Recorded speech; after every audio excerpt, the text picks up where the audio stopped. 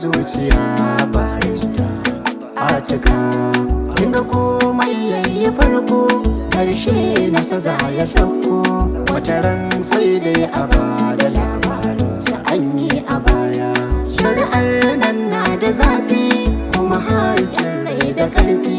To a daure haka yafi, duk da dai zuciya da marfi. Barrister Atika, Barrister Atika, Barrister Atika, Barrister Atika.